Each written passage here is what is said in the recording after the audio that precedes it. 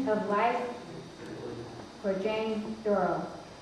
I'm Reverend Janet Gollery McKithen, and I am very honored to be here among you this afternoon. This room full of dedicated, loving, amazing people. I'm honored to be among you this morning. Let's just take a moment to recognize that the spirit that is in this room and acknowledge that this is a sacred gathering. We've come today here as friends and family of Jane, grateful for the blessing of relationships and memory, grateful for what Jane made possible maybe for you in your own life and for us as a community. Her death is what brought us together today, but really it's her life that brought us together today. For many, Jane created a space for us to gather together in her own home as community. And she helped us connect with one another, to share truths about what's really going on in the world and what our place could be in it. In her home, by her hands, with her heart, she created community where we could not only witness the real pain and suffering in the world with other change makers, but where we also found joy in the present and hope in the future. This is a sacred space this afternoon. It is a spirit that Jane embodied. It's a creative spirit that accompanies us in our suffering and in our grief and in our joy. As we begin, I want to acknowledge the land that we gather on today is stolen land. Let us take a moment to honor the Tonga peoples on whose land we gather. We acknowledge the harms and the evils of genocide, enslavement, forced assimilation, gender violence, destruction of sacred sites, and the burial of historic truth about indigenous suffering at the hands of U.S. colonial settlerism. And especially on this Juneteenth weekend, we acknowledge that those who were stolen from Africa, placed in bondage and now forced into labor, we honor them for their still unpaid labor, which built what is now the Americas. To our indigenous and African forebears, we apologize for the harm and commit ourselves to the continued struggle for liberation and reparations with those who still live among us.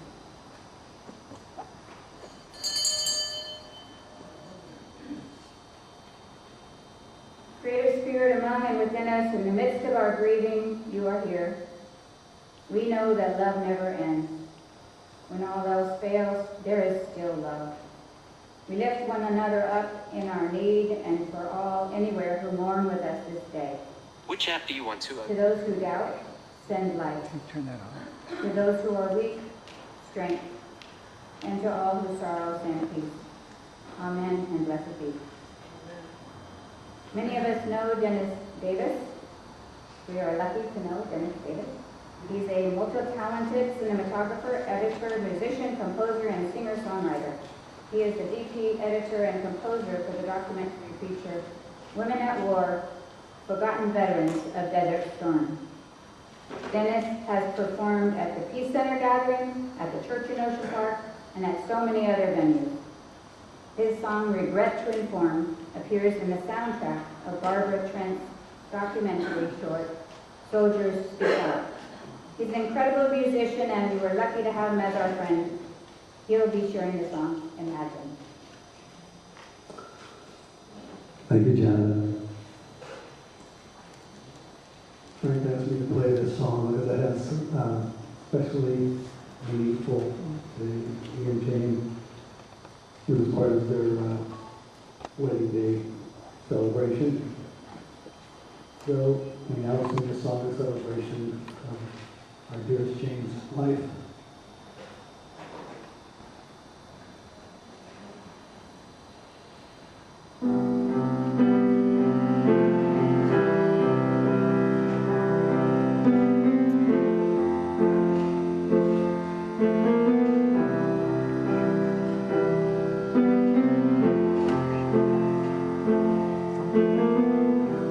Imagine there's no heaven.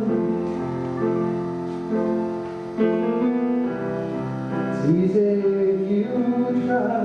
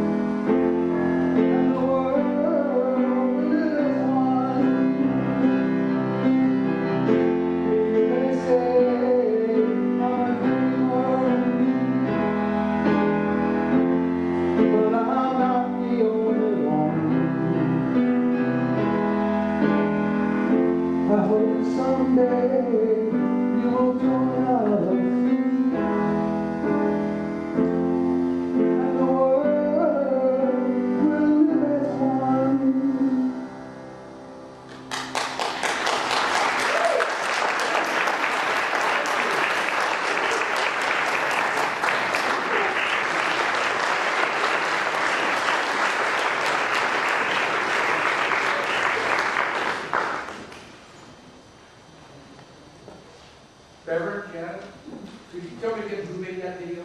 Emily made that video. Thank you.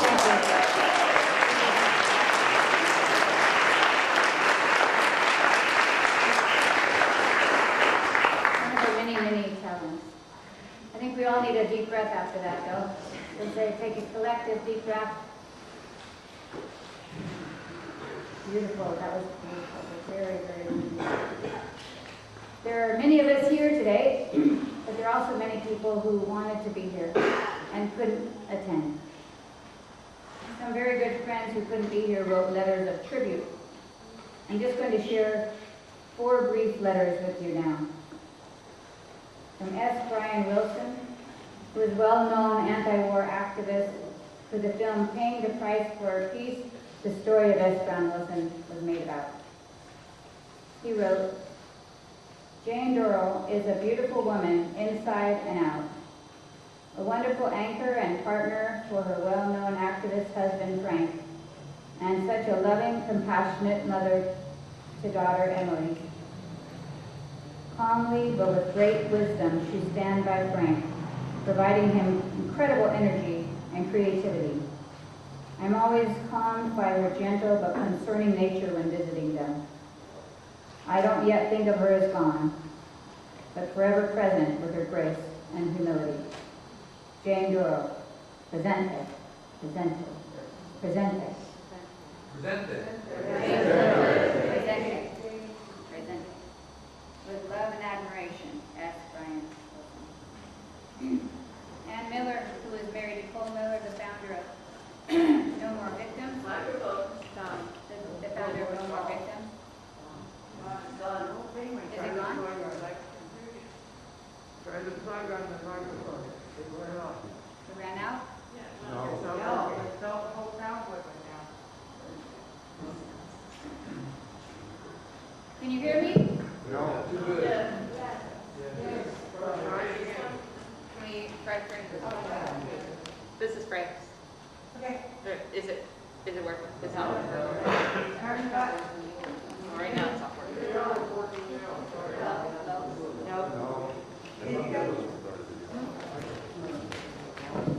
It works. It works, right? Yeah, we just gotta be this close. Sorry about that.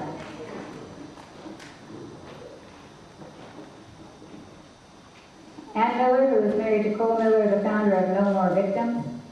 They got married in Jan and Frank's backyard by Blaise Fontaine. And she writes, beautiful Jane, as beautiful in her heart and soul as she was on the outside. Her compassionate, listening, and gentle voice, her incredible kindness, her contagious smile, her immense love for Frank and Emily, and her joyful presence will always be treasured memories for me. I am forever grateful to have known and loved our friend Jane. Ann Miller. Barbara Trent, who won the Academy Award for her documentary film The Panama Deception in 1992, sent the following. Jane is a rock star, and she always will be. A rare individual who didn't seem to seek out the spotlight, but instead focused the light on others, illuminating all of those she loves. Despite life's challenges, she still found time to shine her light on so many of us. Filmmakers, musicians, writers, and activists working for a better world. We are left with no choice but to carry on with kindness and strength that she shared with each one of us. And as for her smile, that's going to be up to Emily. Sending my love, Barbara Trent. You saw how she and Emily look quite alike. And Father Roy Bourgeois. Roy is the founder of the School of the Americas Watch, located right outside Fort Benning, Georgia, who was excommunicated by the Catholic Church for advocating that women should become priests. Meeting Jane, Frank, and Emily years ago was one of the great blessings in my life. Whenever I was in their presence, I felt hope in the struggle for peace, justice, and equality. Jane touched the hearts of many in our world today, and we will miss her very much. How I wish we had more people like Jane in our world. I'll always remember the great times we shared together in peace, love, and solidarity. Father Roy. We're now going to hear from some people who are actually here in this afternoon. Each one of them has a different experience with Jane, as we all do. They'll open up parts of Jane's life so that we can have a fuller understanding and a more broad understanding of who this remarkable woman was. Of course, if each person here were to speak, we would be here for years and years. So the speaking in the service is going to be limited to the people in the bulletin. But if you'd like to speak, there will be an opportunity to speak, and Jane Dorrel, and that she has her hand up in the back there, and you'll meet her later, will be recording anything that you'd like to share, and then it will be added on to the recording of this service on YouTube. First one to share is Jane's husband, Frank Dorrel. Frank became an anti-war activist ever since he discovered KPFK and Blaise Fontaine in 1980. He made his film, What I've Learned About U.S. Foreign Policy, The War Against the Third World, in 2000. He published the anti-war comic book titled Addicted to War, Why the U.S. Can't Kick Militarism by Joel Andreas in 2002, which many, many, many people now have, hundreds of thousands. Frank was in the Air Force and is a member of Veterans for Peace. In 2004, Frank helped to start the Arlington West Memorial in the sand just next to the Santa Monica Pier. Frank has his Addicted to War email list since 2003, which is why some of you may have found out about the service. Frank worked closely with Blaise and Teresa Fontaine and was on the board of the Office of the Americas, and he received an award from them in 2007. He received the Communitas Award from the church in Ocean Park in 2022. Frank was an associate producer of the amazing anti-war film titled Paying the Price for Peace, the story of S. Brian Wilson. He worked closely with Cole and Ann Miller of No More Victims. Many of you know that Frank and Jane hosted over 75 anti-war events in their home and then at the Peace Center in Bolton, Culver City. Frank has been an amazing support to me and to many of you here in this room, and I invite Frank now to come forward and to share a little bit about his beloved wife.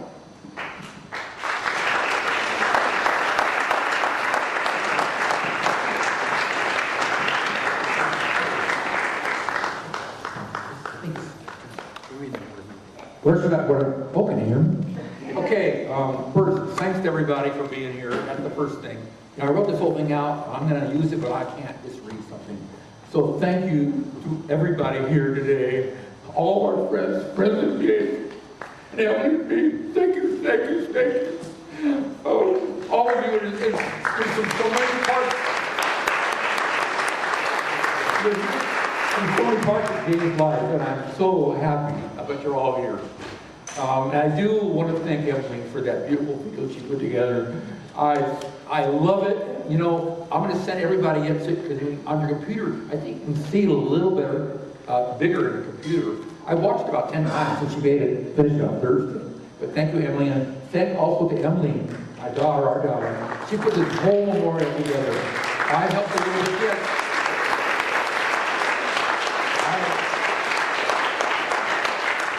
Little Jane Jr., she put everything together. Her friends, you got all these friends that came and helped, and a lot of you have helped. Okay, I was the luckiest guy to have Jane as my wife and my partner, and I'm the luckiest guy to have Emily as our daughter. You know, I didn't write this down, but I am going to tell a story. When I met Jane at the Unitarian Church, and then we moved in together, and then Jane said we moved in together in Venice, and then she said we should so we bought a condo in Palm. Some of you were there, I'm sure. And every time I asked her to get married, we were together. From our first date, we were together. And every time I asked her, I didn't write anything. Every time I asked her to get married, she said, well, what about children? And I usually didn't even answer. Many times over the years, 5 years we were together. And I asked, we were together, and then I asked her, maybe 4th or 5th time, hey, Jane, you get married? We're already together, we're living together. And she said, what about children? And I said, okay. And over the years, I can't tell you how many times James said to me, are you glad? And I can tell you, I'm very glad.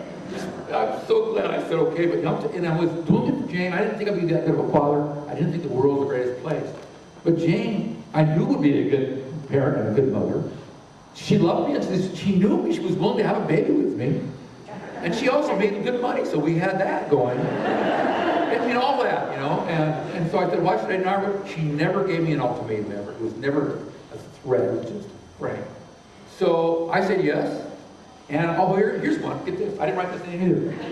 We had our wedding. We got married at Jane Dorrel on August 21st, 1988. I just want to do something here. How many people here today were at our wedding? Raise your hand. Thank you, everybody. So some of you were at our wedding. We had a great wedding. We really loved it. And it was very wonderful. And they sang Imagine at the wedding and all. And then she had 2 miscarriages. And I thought I was home free. You know, she was almost 40 and I was 46 or so. And then the 3rd time, it stuck. And Emily came out. And what I never realized is I wasn't just making Jane happy, myself. Well, I was making Chrissy happy, and Lindsay happy, Peter happy, and Jeffrey, and Nita, and my father Earl, and all the relatives who were here today. I think I've all loved Jane all these years. And so it was really, my part was very easy. Okay, I'm just off, I'm out of limit here. Oh, I can't, okay. I want to thank everybody who emailed, who sent cards, sent flowers, who brought us food, who met us for lunch or dinner, or lots, you're all here. And I want to thank Jane's parents, Litzy, Helen, Felicia, we got all these names, Litzy, and Tony Holmberg. Litzy died in 2021 at the age of, I think, 96. And Jane loved her so very much. Litzy was a very amazing woman. And Jane talked with her almost every day until she died. And is Ardell here? Ardell and Apple and Thelma? You stand up, please. Ardell and Apple and Thelma took care of Litzy at home for many years. And she loved them, and they were like family. We got to know them. And before that, they took care of Clinton, Litzy's second husband. She got divorced. They got divorced from her Tony, and she married Clinton. And so they were taking care of Clinton. Here's the pictures of all these people. It's okay. Okay. Tony died some months before Ellen was born. But Jane loved Tony very much, and Chrissy loved him very much. And he loved his daughters very much. And I loved Tony. He was a good man. Now, I want to thank you, Chrissy, Jane's sister. She's here today. You saw her in the film. She was Jane's best friend for her whole life. She was her protector. I want to thank Peter, Chrissy's husband, who's sitting right next to her. He knew Jane since she was about 15. There are a lot of pictures of Peter. And I'm going to tell something else I didn't write here. I used to joke around. We used to go to Tucson a lot where they lived, and they had nice restaurants there. And I used to joke around and tell Peter, whenever we went to a restaurant, all the guys in the restaurant were looking at me and Peter and think, who are those guys who were with those beautiful girls? I liked that joke. And Peter and Chrissy are here. They drove here from Tucson. The 2 beautiful sisters, Jane and Chrissy, they had such a special love for each other. And when Jane was diagnosed with stage 4 breast cancer over 11 years ago. By the way, is Dr. Stanley Barat is not here, is he? Okay, I invited her, Dr. Kendall. Chrissy came from Tucson and spent over 2 weeks, might have been 3 weeks, sleeping in a room with Jane every night in her hospital room. And Chrissy came, stayed with her sister every night. Thank you, Chrissy, for that. Emily and we love you so much, Chrissy. And Jane loved you so much. I don't know if two sisters could have better love for each other. Here we are. Okay, I want to thank my mother, Mita, who's here, over here. She's going to speak after me. And most of you know Mita here. And my brother, Jeffrey Dorrel, and Mita Dorrel. Most of you know them. I don't know this. My mother had more friends than anybody I've ever known in my life. The only one that came close to her was Donald and Blaze. But my mom has had so many friends because she's just so good to everybody. Emily takes a lot from me. I like like my mother. And there's a lot of people, how many people here love meat? And she turned 96 the day before Jane died, and Jeffrey was bringing meat every day to the hospital to be with Jane, and Peter and Kristen were here, and we were all there with her. And my mommy is really something special.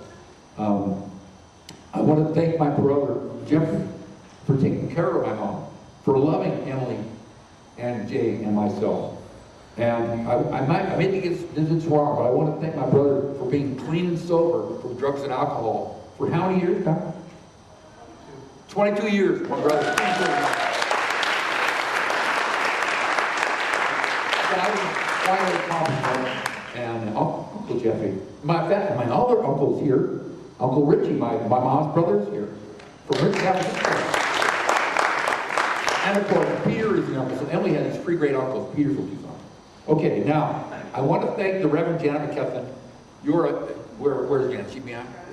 Right, thank you, Janet. Janet is my friend. She's an amazing person. She's an amazing minister. She's an amazing person all around. I know many of you know Janet. She's a minister from the church in Ocean Park, which they haven't been holding services there in the last few years because they have a hole in the roof. But they're raising money to fix it. And I've been there many times, and she's just, Janet, we love you. She's beautiful, humble. So she, many of the people who have been mentioned or have been spoken in her church. And there was a fundraiser there some years ago for Bradley Manning, now Chelsea Manning, the whistleblower, where they were trying to put in jail for life.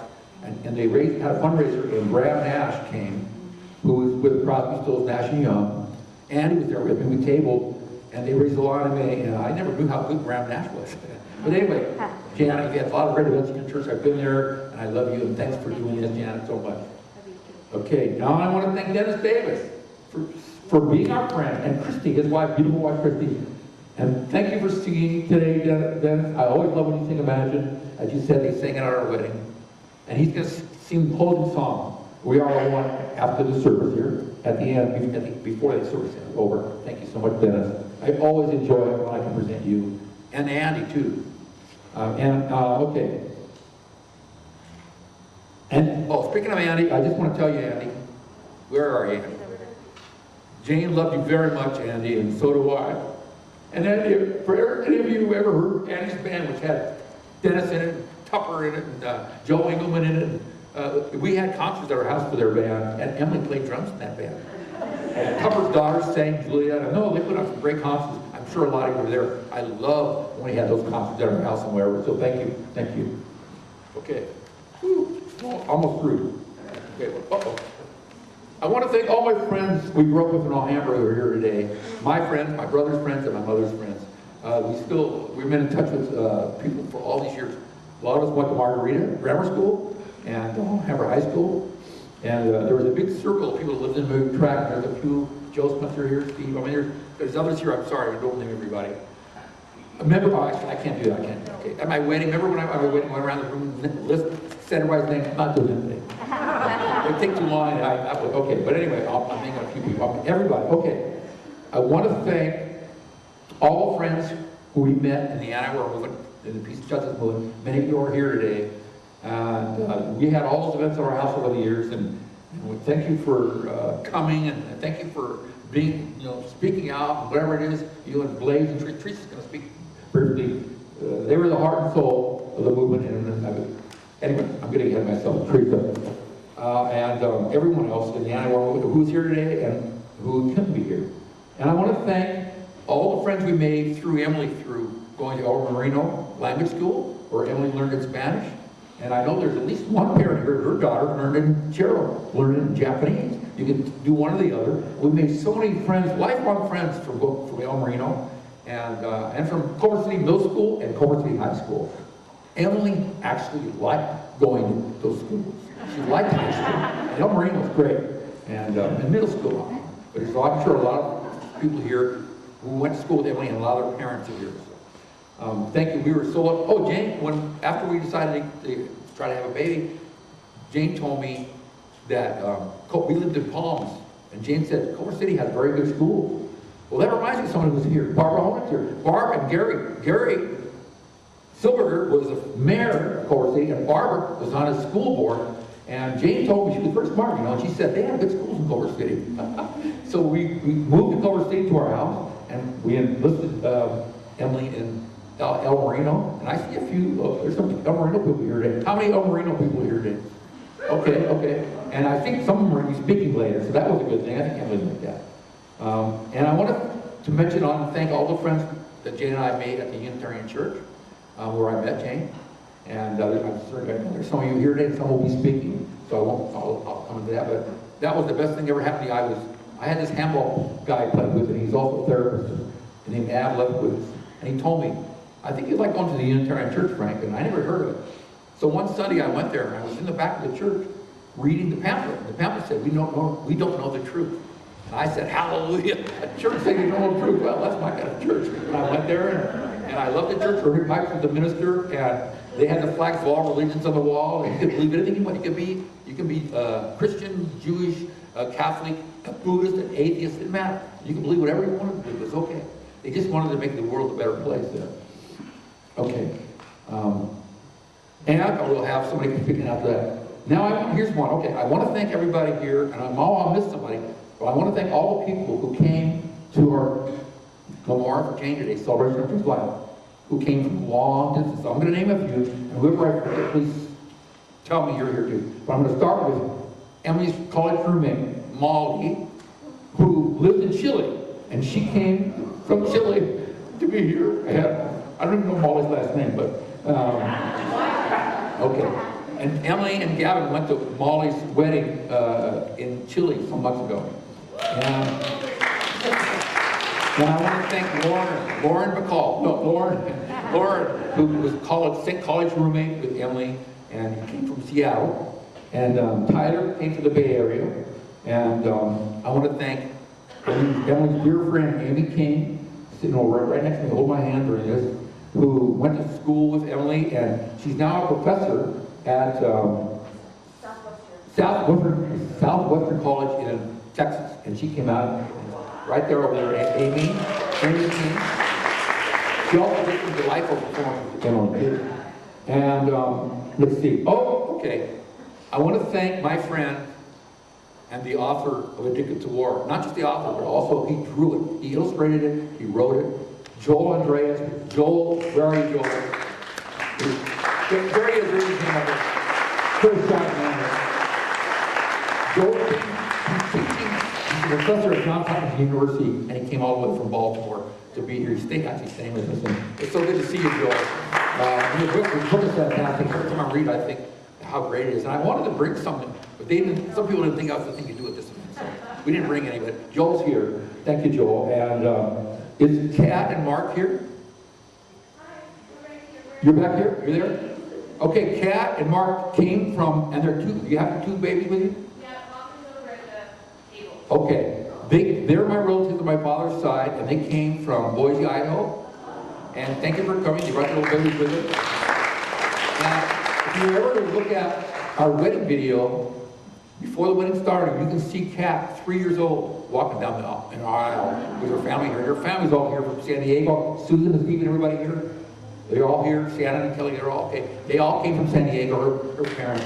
And they all love me. Thank you, Kat, and thank you, Susan, and all your family. I think, is Diane here? Diane Whiteside? Okay, I'll wrap it up. Okay, and I think okay, I want to thank Paulie, Hunt, and Julie. They're right here. They're filming this. Okay, so after it's all done, I can be able to send you the entire thing, the video with Emily, and all these speakers, me rambling on really, and I can send it to everybody here. I have an email for. So thank you so much for that. And as John McKelvin said, after anybody wants to get on the camera to Jane Dorrel, you can get in this video and say something at the end. And I want to thank Jane for doing that, my dear friend Jane for doing that. And I want to thank everybody here who volunteered here today and helped us. And in closing, I just want to say what I think everybody knows. Oh boy, I really love Jane. Jane Elliott, Frank Dorrel. The luckiest thing ever happened to me, and we had such great memories. And I'm so glad that you're all here for her and Emily. And I think that's enough, right? And I'm going to start introducing the speakers now. Thank you again, everybody, for being here. And so, then on over my time period, but nobody can tell me I could, so. I want to now introduce my mother, Mita, and my brother, Jeffrey. I already talked about them, so I'm going to just have them come up here and talk a little bit. Here they are, and most of you know them. They've been totally supportive of us through everything, and they love Jane so much, and they love Emily so much. So much Jeffrey's friends here, my mom, most of my mom's friends aren't alive anymore, but she's such a popular person. And here's Uncle Richie, your brother. Okay, yeah, good. Thank you. Okay, here comes my mommy. Okay. And by the way, my mom is 21 years older than me. She walks around way better than I do. She doesn't need a wheelchair. You want to go first, mommy? Sure. Okay, here, Jane Dorrel. A lot of us call her Bert. Hi, everybody. Thank you for being here. Can you hear me? Yeah. I'm overwhelmed. I don't know what to say. But talking about Jane, when I met Jane, Frank brought her home, I just started crying. I just fell in love with her, and I was so happy for Frank, for Jane, and I fell in love with her, and they had a wonderful marriage and wonderful family. And Jane, well, she was something else. I wish I could say more, but it's just really hard. But I do want to talk about Jane a minute. I called her my go-to person because when I needed something, what did I do? I would go to Jane. Everything, she could do anything. She was so smart, so talented, and so wonderful. I can't get over it. And so I called her my go-to person, and I was so happy for Frank. And Emily, and I'm still loving that every minute. So thank you for coming, and I'll say goodbye.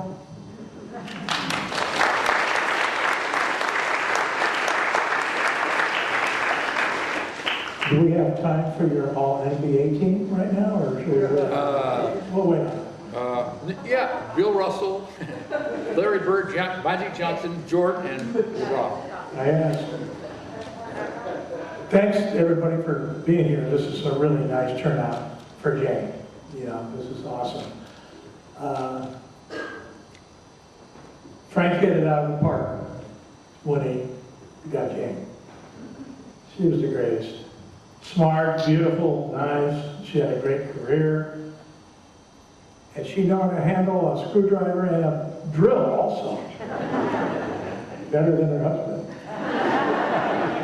And Jane she was always so nice to me.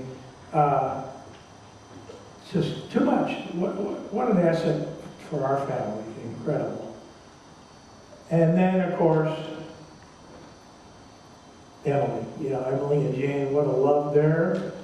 And that is forever going to be what we have of Jane, is Emily. As Frank likes to say, our little Emily. And that's all I got. Thank you. I don't know. The speakers can go up there or sit here, wherever they want. Next speaker. And I'm going to go out of order a little bit now. They have the order in the program. But next, I'm going to bring up our friend, Teresa Bompain, to say a few words. Teresa, of course, you all know, is married to Blaze. And I always introduce them as the heart and soul of the Anna Peace and Justice Movement. Yes. And we love Teresa so much. We always love Blaze. And many of you know them very well.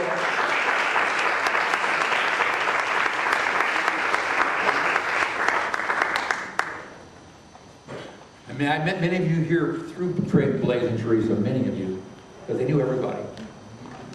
Well, what a thrill to be with so many beautiful people. My heart is so full of love and gratitude.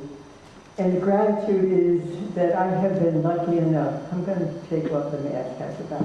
I didn't want to have that. To be lucky enough to have been and then still am a part of Jane Dorrel's life.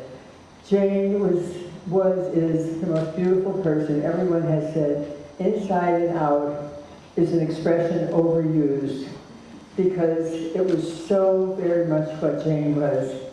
And my gratitude is that I've been able to share so much of these years with Jane and Frank and Emily and the family. And I just want to say a few words. My husband Blaze also loves them all so much. And I just want to bring him into it too because I know they're probably already together. From the first time that I met Jane and every time thereafter, Jane's smile told me so much about her. Little by little, I saw who she was, and it all came out in her smile. What I saw always was Jane's warmth, her concern for everyone, her generosity, her helpfulness, and of course, her deep, deep love for Frank, Emily, and her family. And also for the peace movement, the people in the peace movement, whom she greeted so many times as she welcomed them for the events at her home, their home, for so many causes. Whenever any of us in the movement had something that we needed to organize and get people out, who did we go to? Jane and Frank Dorrel all the time, and they've always been there for us. And I just am full of gratitude and love for them, to them.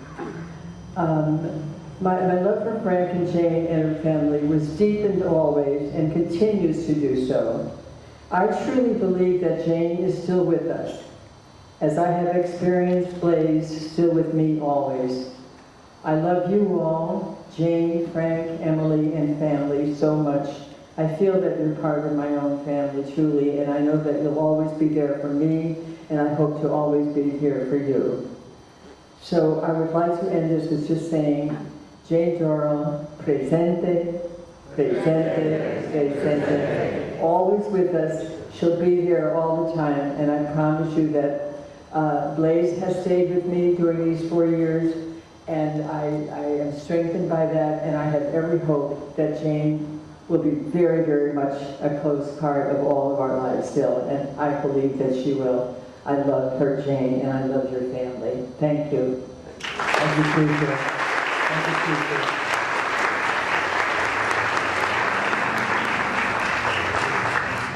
All right, the next person I'm going to invite to come up here and speak, her name is Irma Amaya. She was Emmy's daddy, and she's been our friend for all these years since. And in recent times, the hard times, we brought Irma back to help all of us. She used to take Jane to the hospital. She's like part of her family. Her family's here today, her husband, her sons, and her sisters. And Irma is one of our family, and I'm asking Irma to come up and say a few words. She loved Jane so much, and we love you so much, Irma.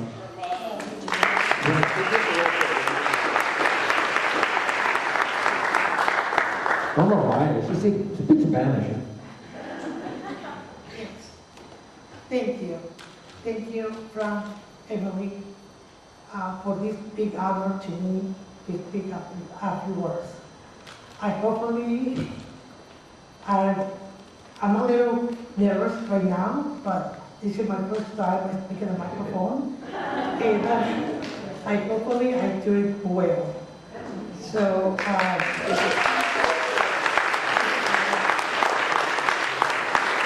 I want to say a little bit my queen, of course, Milena Emily. She was 3 weeks old when I started working for them. And she's, I have a David, my son, 1 year older than her.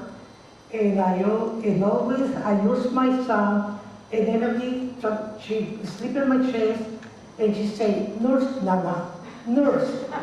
And she's my little girl, and the girls never had. My daughter. Emily for me is my daughter. She's like the daughter I never had, because I have 2 beautiful boys. And I think that's outside. They came already, I think they're outside. And Emily for me is everything. She's my life.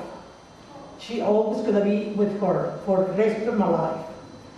And for Jane, I don't have words to say. The more beautiful person inside, outside. Beautiful smile. Beautiful when I say beautiful, beautiful in everything. Jane always gonna be in my heart, always. The last couple months, I take her to the hospital, I sit with her and talk to her every single day, and she say, Nana, they call me Nana, I feel so weak, I feel really tired. I want you to do 3 promises to me. Always 3, she said to me 3 times, promise me when I come in this life, you never leave Frank and Emily. I want you to stay with them to the rest of your life. Can you promise me? And I was crying, oh, we'll be fine together. I can't hold my tears. And I said, Jane, you're always gonna be with us. Yes, but time is coming soon, Nana. And I want you always say to me, and the first time she said to me, is in her bed, in her room. The second time she told me is in my car when I drive her. She always hold my hand when I drive, and we talk a lot of beautiful stories, beautiful memories. And the third time she told me in the living room, in the couch. I always sit with her and I say, how do you feel, Jane? She said, I don't feel good. I feel so weak. I feel tired. I think it's ready to go. I went to the hospital. Every time she was in the hospital, I stayed with her for hours. I never leave her alone. Every time I drive her to the hospital, and I never leave her. I'm the one drive, and Emily that's been so busy and working, she have a hard time, but she always there. Milena always there with her mom. She's really close. And Jane for me is a real special. Thank you, everybody. I know a lot of people, it's gonna be in Jane, in our heart. We never gonna forget her, never. And some of the people probably don't know me. Andy, I love you, Andy. He's here. Chrissy, I love Chrissy a lot. Peter, Mila, Hurst, and Jeffrey, Uncle Richie, the people I know for many years. And Frank for me is a big special man. For me, Frank is like my second daddy. We talk a lot. We always, we go down together. Like, also, he invited me to McDonald's all the time. And he took me and said, Nana, don't tell any. I won't. And soon, I'm not going to tell Frank, okay? And this family for me is not friends for me. It's part of my family. Emily is my daughter. Frank is my second daddy. And me and my grandma. And I love everybody. I love them. I'm so lucky and happy to have them for a family. And I always going to do the best for them. Always. Thank you for this moment. I promise, Chrissy, I'm not going to talk too much. And, thank you for Frank, first of all, to let me speak a little word for Jane. Jane is so really, always, we need Jane, we need people like Jane. Really talented, really smile. Oh, she always have a good attitude. Not only to me, with all the people they know her. Really good friend. Really good, you can communicate with her really easily. Jane is really kind of easy people to talk. She never offend anybody. She always help people, no matter what. She always help everybody they need. Always, Jane is a really kind person. And I love her. Jane, wherever you are right now, I hope you see us. And we remember for you, Jane, our rest of our life. I love you, Jane. And I love Frank, I love Emily for the rest of my life. Thank you, everybody, for this moment.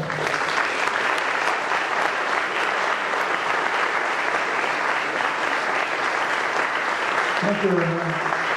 Thank you. Thank you, Irma, all your family here. Thank you so much, Irma. You're part of our family. The next two speakers I'm going to introduce, Doug Hirschburn and Shubha Jha, worked with Jane. Doug went to Harvard with Jane. Is Shubha here? Okay. And they worked at Coldwell Banker, and then they ended up working at Senior Ellis. Hi, Shubha. And Doug ended up becoming Jane's boss.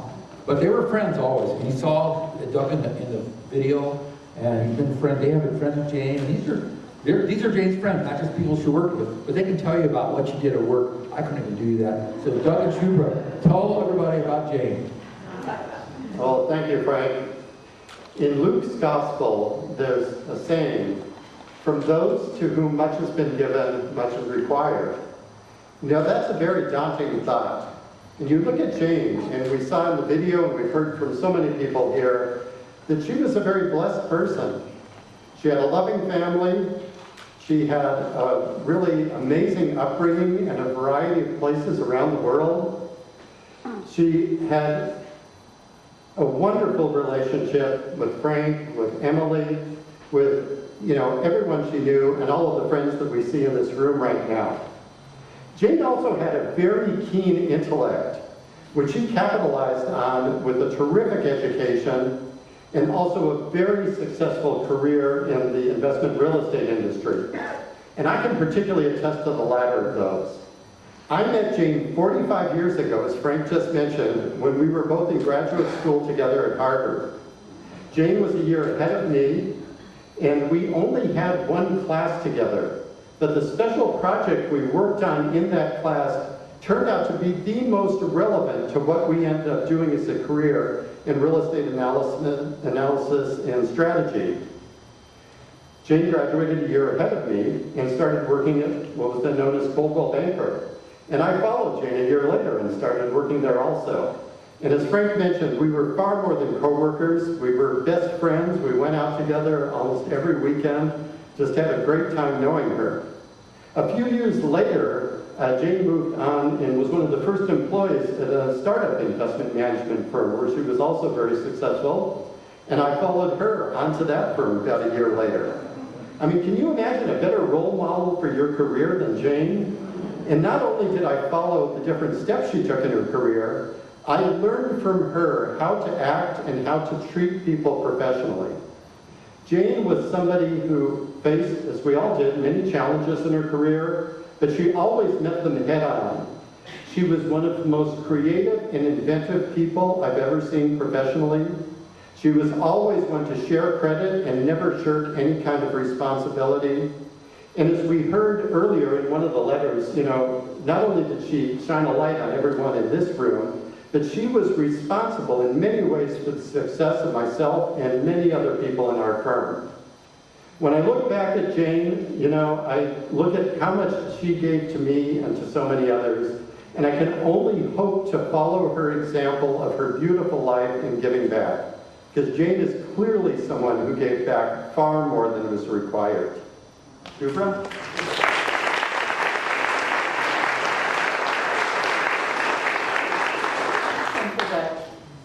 I wasn't fortunate enough to have known or worked with Jane as long as Doug did, 45 years. I do, however, find myself to be so lucky to have her as my boss, my mentor, my teacher, and my friend for almost 2 decades.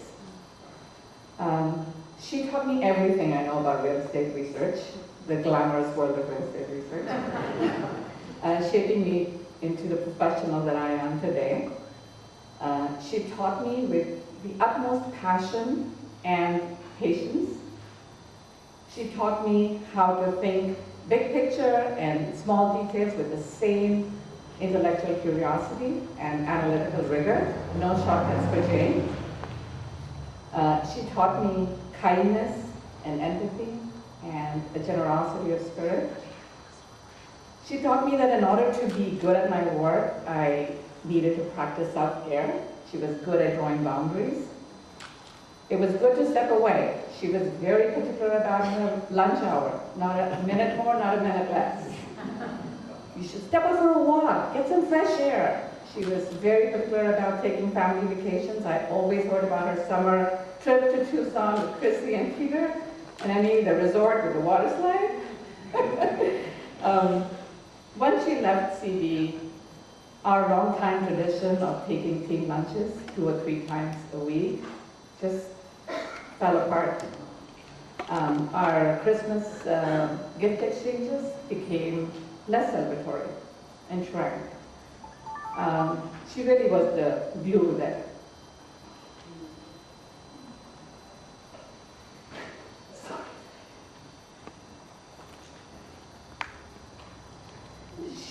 she also taught me to be comfortable in my own skin in a not so friendly commercial real estate world. Corporate America be damned, she used to say. She taught me to be grounded and to be humble.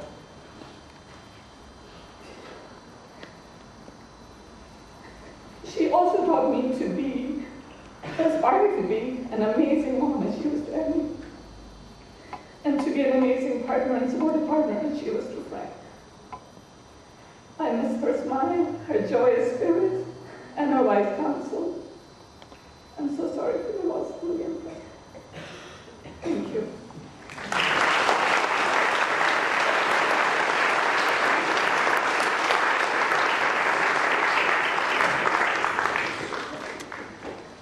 Thank you, Dr. Schubert, so much.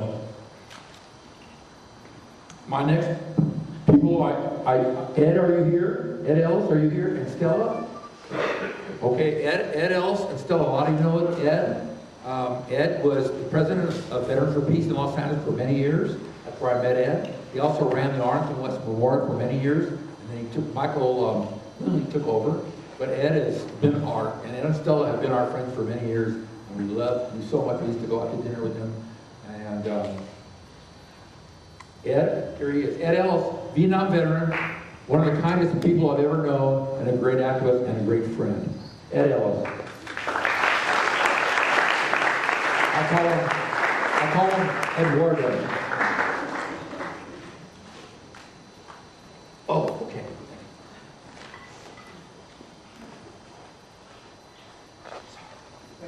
Thank you, Frank. I'm so happy to be here. Just love being here, and I think of Jane and Frank and Emily too. All the events we had at their house, and I'm sorry my wife couldn't be here today, Stella. But it was, Veterans for Peace, it helped us so much to be welcomed and to come together with the community of Los Angeles. It made us feel we were ground zero for the peace movement in Los Angeles, and coming there, and we would be so welcomed by Jane. What a great partner, and she has such a beauty where Frank is out there, he's talking, we would go to dinners, and Frank would introduce himself to the staff, and he would sometimes know them, and they would come over to the table, and he was so friendly, and he broke, I think this is a great skill he has of breaking our separation, and that, I want to honor Frank for that. But I thought, Stella and I both love Jane and Frank, and I thought of Jane, the things I thought of was Jane's beautiful, physically, emotionally, and intellectually. Having dinner with Jane is to be with someone who's present. So that was the next topic I thought was Jane's present, always looking at me, listening with a slightly warm smile, laughing at times, not distracted, not looking around, not bored. Jane showed up, and it helped just make the connection. I felt connected to Jane. Estelle and I both did. And I said before, Jane's a great hostess, a perfect partner for Frank's gatherings, always welcoming. Jane, Frank, Stella, and I had wonderful dinners together, always enjoyable. Jane's warm laugh, Frank's crying at times.